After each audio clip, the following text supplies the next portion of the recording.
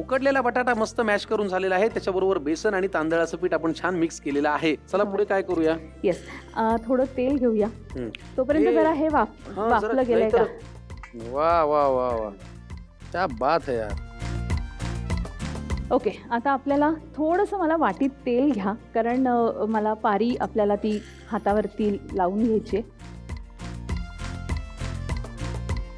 आपण आता ते केळफूल घेऊया. त्याच्यासाठी तो फोक दिला तर चालेल, तर मी त्यातनं व्यवस्थित काढून घेऊ फोक? शकते. त्यांच्या चेहऱ्यावरती ग्लो आलाय वाफेमुळे केळफुल्यांच्या, हो ना? हां, हसताय काय? त्या खरंच नाही का? कळ्या आहेत ना, त्या आहेत, मग त्यांच्या चेहऱ्यावरती वाफ घेतल्यावर ग्लो येणारच ना. माणसाने विनोद करावा तर हे असं फोडून टाकतात. कळ्या आहेत तर म्हणे ग्लो येणारच ना. मग काय, आपण स्टीमरमधनं हे काढून घेतले. आता आपल्याला जे मगाशी पदार्थ आपण दाखवले होते, जे इन्ग्रेडियंट्स याच्यामध्ये मिक्स करायचे, ते एक एक करून घेऊया. घ्या.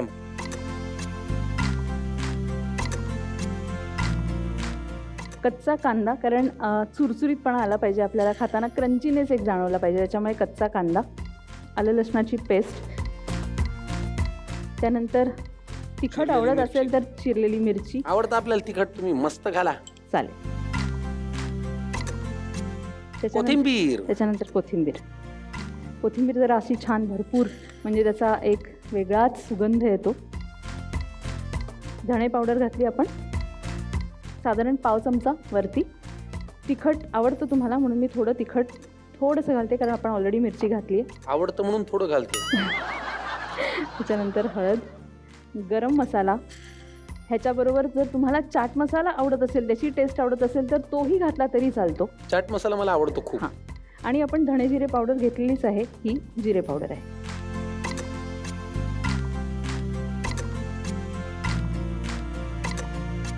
आपल्याला याच्यामध्ये मीठ अजून ॲड करायचं आहे, पण मीठ शेवटी घालायचं, नाहीतर ह्याला आणखीन पाणी सुटेल. त्यामुळे आता मीठ घालूया.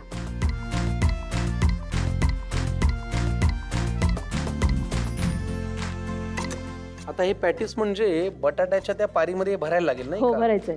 बर, पण मग भरायचं. तोपर्यंत मी इकडे तेल हो तापत चालेल, ठेवू का? हो चालेल. म्हणजे आपला वेळ वाचेल. अगदीच. उकडलेल्या बटाट्याची होईल पारी आणि हे केळफुल्याचं मिश्रण दोन्ही तयार आहे. हो. What next? पॅन तापून घेऊया चला आपण. चला चला, ताबडतोब तेल घालूया का? शालो फ्राय करायचं ना? हो. चला, तेल आपण घेतलंय पॅन मध्ये, ते आता तापतंय. पुढे हो. काय? मी हाताला तेल लावून घेतले, हो. कारण आपल्याला पारी छान तयार करायची. मोदकाची पारी आपण कशी करतो, नाजूक हाताने. नाजूक हाताने. हा, आपलं तर सुरुवातीला ठरलंय ना, बाळंतिणीचं संगोपन करण्यासारखी आहे, हो की नाही? करेक्ट, एक फील यावं म्हणून. अगदीच.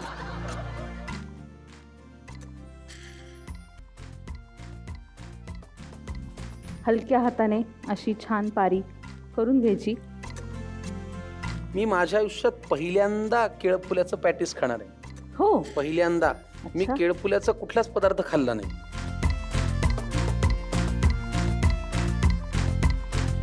तर आपलं हे असं छान पारी तयार झाली आहे. आता पहिल्यांदा थोडंसं तांदळाच्या पिठामध्ये घेऊया घोळवून, आणि मग त्याला छान रवा लावूया. अरे क्या बात है यार.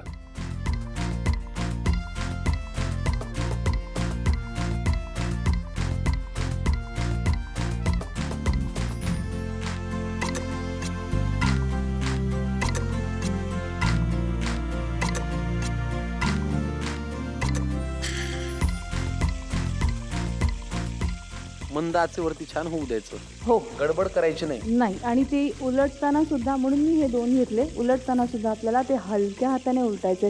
असं पटकन उलटलं असं नाही होणार. धसमुसळपणा नाही नाही करायचा. करायचं. बाळंतिणीचं संगोपन येते. हे फार आवडलंय मला. आता याच्यापुढे मी पण असंच काहीतरी आवाज. म्हणालात ना बाळंतिणीचं संगोपन करण्यासारखं आहे, मग फील यायला नको का आपल्याला? अगदीच. छान त्याला सोनेरी रंग येईपर्यंत आपल्याला ते तळून घ्यायचंय.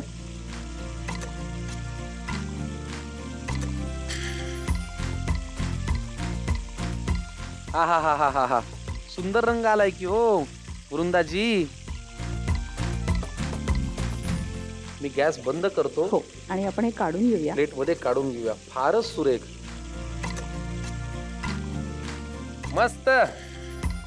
हा हा हा हा हा हा. केळफुलाचं पॅटीस तयार झालेलं आहे. फारच सुबक, फारच देखणं आणि रंगरूपाला तर काय फारच उत्तम. पटकन उचलून घ्यावं आणि तोंडात टाकावं असं ते झालेलं आहे. केळफुलाचं पॅटीस. कशाला वेळ वाया घालवताय? पटकन घेऊन घ्या साहित्य आणि कृती. केळफुलाची पारी. स्वयंपाकासाठी लागणारा वेळ 30 मिनिटे. 4 व्यक्तींसाठी लागणारे साहित्य: केळफूल 1 नग, बेसन 2 चमचे, रवा 1 वाटी, तांदळाचं पीठ 1 वाटी, बारीक चिरलेला कांदा अर्धी वाटी, उकडलेला बटाटा 2 नग, कोथिंबीर आवडीनुसार, आलं लसूण पेस्ट 1 चमचा, बारीक चिरलेली हिरवी मिरची 1 चमचा, धणेपूड अर्धा चमचा, जिरेपूड अर्धा चमचा, गरम मसाला पाऊण चमचा, हळद अर्धा चमचा, लाल तिखट 1 चमचा, मीठ चवीनुसार. कृती: प्रथम केळफूल सोलून पाकळ्या काढून घ्या. आता एका बाउलमध्ये थोडं मीठ आणि केळफूल बुडतील एवढं पाणी घालून केळफुलांच्या पाकळ्या 5 मिनिटं भिजत ठेवा. आता भिजवलेल्या केळफुलाच्या पाकळ्या 5 मिनिटे वाफवून घ्या. पारी तयार करण्यासाठी उकडलेला बटाटा कुस्करून घ्या. आता त्यात 2 चमचे बेसन, 1.5 चमचा तांदळाचं पीठ, मीठ घालून मिश्रण एकजीव करून घ्या. आता एका बाउलमध्ये वाफवलेल्या केळफुलाच्या पाकळ्या, बारीक चिरलेला कांदा, आलं लसूण पेस्ट, बारीक चिरलेली हिरवी मिरची, कोथिंबीर, धणेपूड, लाल तिखट, हळद, गरम मसाला, जिरेपूड घालून मिश्रण एकत्र करून घ्या. शेवटी मीठ घालून मिश्रण एकजीव करून घ्या. आता तयार बटाट्याच्या मिश्रणाची पारी तयार करा. त्यात केळफुलांच्या पाकळ्यांचं मिश्रण भरा आणि पारी बंद करून पॅटीसचा आकार द्या. नंतर त्याला तांदळाचं पीठ आणि रवा लावून पॅनमध्ये कमी तेलावर तळून घ्या. केळफुलाची पारी तयार.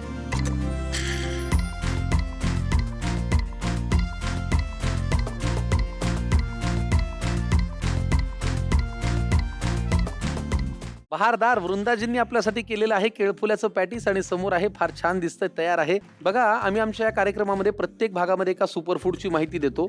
असं सुपरफूड जे घराघरामध्ये इझिली अवेलेबल असतं आणि आज एका सुपरफूडचा तुम्ही वापर केलात ते म्हणजे केळफूल. केळफूल हे आजच्या भागातलं सुपरफूड आहे. आता हे का सुपरफूड आहे तर स्त्री आरोग्य सुधारण्यासाठी हे फार काम करतं. रक्तातील प्रोजेस्टेरॉन वाढवून मासिक पाळीतील वेदना आणि अतिरक्तस्राव कमी करण्यास केळफूल मदत करतं. शिवाय मधुमेह नियंत्रित करतं. रक्तातील साखरेची पातळी संतुलित ठेवण्यास आणि हिमोग्लोबिन वाढवण्यास हे अत्यंत प्रभावी आहे. अहो, केळफुल्यामुळे पचनशक्ती सुद्धा वाढते. याच्यामध्ये भरपूर प्रमाणात तंतुमय पदार्थ म्हणजे फायबर असल्याने पचन सुधारतं आणि वजन कमी करण्यास होते मदत. वृंदाजी, फार आनंद झाला तुम्हाला भेटून. तुम्हाला कसं वाटलं इथे येऊन? खूप छान. आणि जसं मी पहिल्यांदा म्हटलं की खरंच खूप पॉझिटिव्हिटी आहे या किचनमध्ये. आणि अर्थातच तुम्ही इतकं छान आमच्याशी बोलता, गप्पा मारता आणि आम्हाला जे करायचं ते करू देता. खूप खूप बरं वाटलं सर तुम्हाला भेटून. Thank you so much. मला सर नका म्हणून, मी तुम्हाला अगदी लहान भावासारखा आहे. पण येत राहा. हे स्वयंपाकघरी झी मराठी वाहिनी तुमची आहे. तुम्हाला आमची कायम आठवण राहावी झी मराठीची, आमच्या स्वयंपाकघराची, म्हणून एक छोटीशी भेट देतो. घ्या, स्माईल. थँक्यू.